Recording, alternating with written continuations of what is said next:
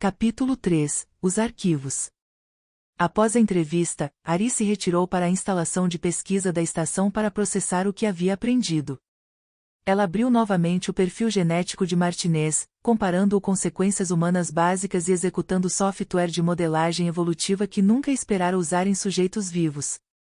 Os resultados eram inequívocos e aterrorizantes. As mudanças genéticas não eram mutações aleatórias, estavam seguindo um caminho de desenvolvimento claro. O software rastreou a trajetória de volta através da história evolutiva, humano para primata, primata para mamífero primitivo, e então para peixe ou vertebrados primitivos. Ela encarou a tela, mal conseguindo acreditar no que estava vendo. Se os modelos estivessem corretos, Martinez e os outros mineradores não estavam apenas desenvolvendo adaptações aquáticas. Eles estavam amadurecendo e regredindo ao longo de toda a árvore evolutiva dos vertebrados. E se a progressão continuasse em sua taxa atual, eles eventualmente alcançariam a raiz da própria evolução dos cordados. Aris alcançou seu comunicador para fazer uma chamada de emergência para a Terra, então parou. Ela precisava de mais dados primeiro. Mais prova. Porque o que estava prestes a propor abalaria os fundamentos de tudo em que acreditavam sobre Cronos, sobre a evolução humana, sobre o futuro de sua espécie. Ela abriu os arquivos de pessoal de cada operação de mineração no sistema exterior, cruzando referências de idades, datas de imunização contra Cronos e relatórios de incidentes de adaptações fisiológicas incomuns. O padrão que emergiu fez suas mãos tremerem enquanto compilava seu relatório. O maior triunfo da humanidade estava se revelando como o primeiro movimento em uma transformação que nos tornaria algo inteiramente novo. Algo que poderia não ser humano de forma alguma. Fora das janelas de observação da estação, o cinturão de asteroides se estendia na escuridão, pontuado pelas luzes das operações de mineração onde o próximo estágio da evolução humana estava se desenrolando silenciosa e inexoravelmente. Os arquivos da Corporação Genoa ocupavam 17 andares abaixo do Mar da Tranquilidade, na Lua da Terra, um testemunho do triunfo farmacêutico mais celebrado da humanidade. A doutora Aris Thorne desceu através de camadas de burocracia e autorizações de segurança, suas credenciais de pesquisa de emergência do incidente de Ceres abrindo portas que haviam sido seladas por quase um século. A maior parte deste material foi digitalizada, explicou a doutora Sarah Voice, a diretora dos arquivos, enquanto caminhavam por corredores com controle climático forrados com unidades de armazenamento seladas. Mas você solicitou especificamente a documentação original dos testes. Posso perguntar por quê? Aris havia passado a viagem de 3 dias de Ceres formulando sua resposta. Estou investigando algumas respostas fisiológicas incomuns na população superidosa. Preciso fazer referência cruzada com os testes caninos originais para entender se houve marcadores negligenciados que poderiam prever essas mudanças. Era verdade, até onde ia.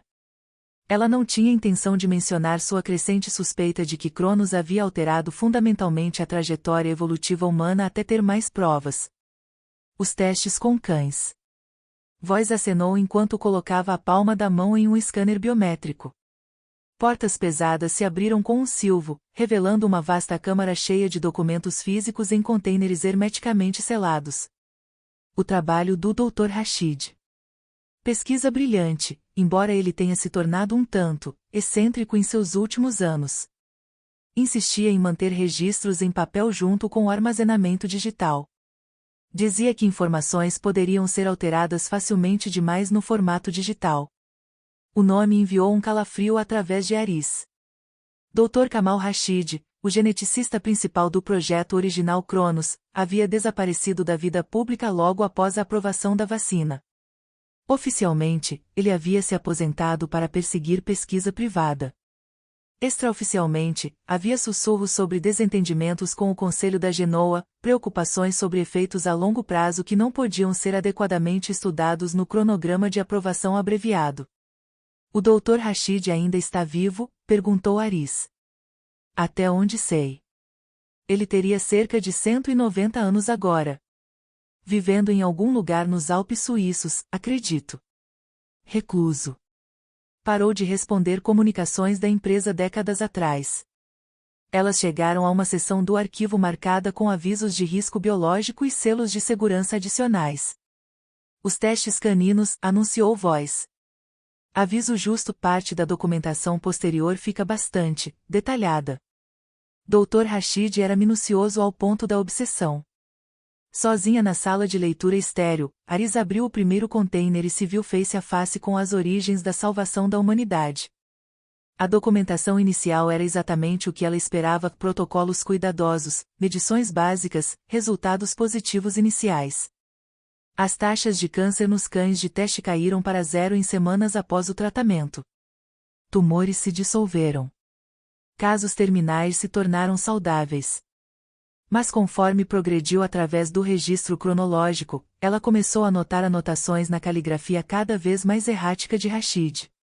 Notas marginais que estavam ausentes dos relatórios oficiais. Dia 47, sujeito B12 mostrando o comportamento de matilha em comum. Anteriormente solitário, agora busca contato físico constante com outros sujeitos. Dia 63, múltiplos sujeitos exibindo o que só pode ser descrito como regressão selvagem. Agressividade aumentada durante a alimentação, comportamento de marcação territorial não observado na linha de base. Dia 78, notável, sujeitos parecem estar desenvolvendo padrões de comunicação rudimentares. Vocalizações se tornando mais complexas, quase linguísticas. Aris sentiu sua pulsação acelerar. Essas observações haviam sido completamente omitidas da pesquisa publicada. Ela abriu as versões digitais em seu tablet para confirmar. O registro oficial descrevia mudanças comportamentais menores descartadas como respostas de estresse às condições laboratoriais. Ela se aprofundou nos arquivos físicos, encontrando gravações de vídeo que não existiam no arquivo digital. A filmagem era perturbadora. Cães que haviam sido treinados como sujeitos individuais estavam se comportando como uma matilha. Eles se moviam em coordenação perfeita, compartilhavam comida sem competição, e pareciam responder a ameaças contra qualquer membro do grupo como se todos estivessem sendo atacados. Mas o mais inquietante era sua inteligência aparente. Os cães estavam resolvendo quebra-cabeças complexos que nunca haviam sido ensinados a resolver, exibindo habilidades de resolução de problemas que excediam em muito suas linhas de base pré-tratamento. Quando pesquisadores separavam indivíduos do grupo, seu desempenho caía dramaticamente. Eles só alcançavam suas habilidades cognitivas melhoradas quando trabalhando juntos. Dia 112, começando a suspeitar que a hipótese da neotonia estava incorreta. Cronos não previne regressão atávica, que ele permite reversão evolutiva controlada. A questão se torna: reversão para quê? Aris teve que ler essa nota 3 vezes antes que suas implicações afundassem. Rashid havia suspeitado, mesmo durante os testes, que eles não estavam simplesmente curando câncer. Eles estavam disparando algo mais profundo. Ela encontrou os dados de análise genética enterrados em um container separado, páginas de cálculos manuscritos que mostravam o alarme crescente de Rashid. Ele havia rastreado expressões genéticas específicas nos cães tratados, notando a ativação de sequências que deveriam ter permanecido dormentes. Estes não são genes de cão, ele havia escrito em escrita cada vez mais trêmula. Estes são genes canídeos ancestrais. Marcadores lupinos que precedem a domesticação por milênios. Mas o padrão de ativação sugere algo ainda mais fundamental, um retorno a um ponto de ramificação anterior na evolução mamífera. As entradas finais nos registros dos testes caninos eram as mais perturbadoras. Rashid descreveu os cães desenvolvendo o que ele chamou de episódios de consciência coletiva, períodos onde eles pareciam compartilhar entrada sensorial e memórias. Quando um cão aprendia uma nova tarefa, os outros podiam imediatamente executá-la sem treinamento. Dia 156, a matilha se tornou algo novo. A identidade individual parece estar se subsumindo em identidade de grupo. Eles não respondem mais consistentemente a nomes individuais. A saúde permanece perfeita, o câncer permanece ausente, mas os sujeitos não são mais reconhecíveis como os animais com que começamos. Dia 170, revisão do Conselho hoje. Recomendação para testes humanos aprovada apesar de minhas objeções. Tentei explicar que não entendemos as implicações completas do que criamos. Eles veem apenas a cura do câncer. Eles não conseguem ver a transformação. Dia 171, estou documentando tudo em formato físico. Registros digitais são alterados facilmente demais. Alguém deve saber o que realmente aconteceu aqui. O documento final era uma carta selada endereçada para futuros pesquisadores que descobrirem a verdade. Arisa abriu com mãos trêmulas. Se você está lendo isto, então os efeitos a longo prazo começaram a se manifestar na população humana. Rezo para estar errado, mas meus cálculos sugerem que as mudanças não se tornarão aparentes até que os sujeitos alcancem idades avançadas, talvez 130 anos ou mais. Até então, a transformação será irreversível e universal. Cronos funciona desabilitando o que chamo de travas de neotonia, interruptores genéticos que mantêm humanos em um estado juvenil estendido. Nós não somos, como acreditamos, símios evoluídos. Somos criaturas marinhas metamorficamente paralisadas. O registro fóssil mostra isso claramente se você souber como lê-lo. Nossos notocordos, nossas fendas branquiais faríngeas durante desenvolvimento embrionário, nossa formação de tubo neural, somos cordados primitivos que nunca completaram seu ciclo de vida. O tratamento cura câncer, porque câncer é um subproduto desses genes de neotonia defeituosos conforme eles se quebram com a idade. Mas remover as travas permite que o ciclo de desenvolvimento cordado natural retome. Em cães, isso significou regressão à sua ancestralidade lupina. Em humanos, executei os modelos evolutivos. Se estou correto, humanos tratados eventualmente reverterão para nossa forma cordada original, tunicados coloniais. Isso aconteceria gradualmente, ao longo de séculos, mas a transformação seria total. Consciência individual se fundiria em consciência coletiva.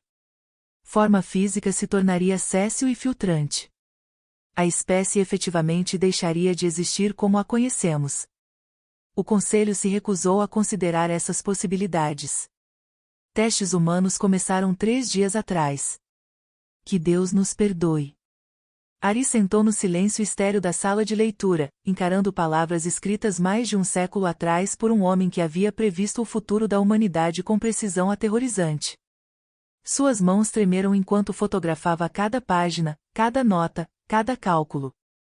Ela pensou em Helena Martinez flutuando pacificamente em seu tanque de perfluorocarbono, falando de sonhos compartilhados com seres em oceanos distantes. Dos avisos crípticos de sua tataravó sobre entender o que haviam se tornado. Dos 16 bilhões de almas atualmente vivas na Terra, todas carregando as sementes de uma transformação evolutiva além de sua compreensão. Seu comunicador vibrou com uma mensagem recebida. Criptografia prioridade alfa de um remetente não listado. Doutora Thorne. Suas atividades de pesquisa foram notadas. Encontre-me nas coordenadas anexas. Venha sozinha. Temos muito a discutir sobre o futuro de nossa espécie. Kr. As coordenadas eram nos Alpes suíços. As iniciais não precisavam de explicação.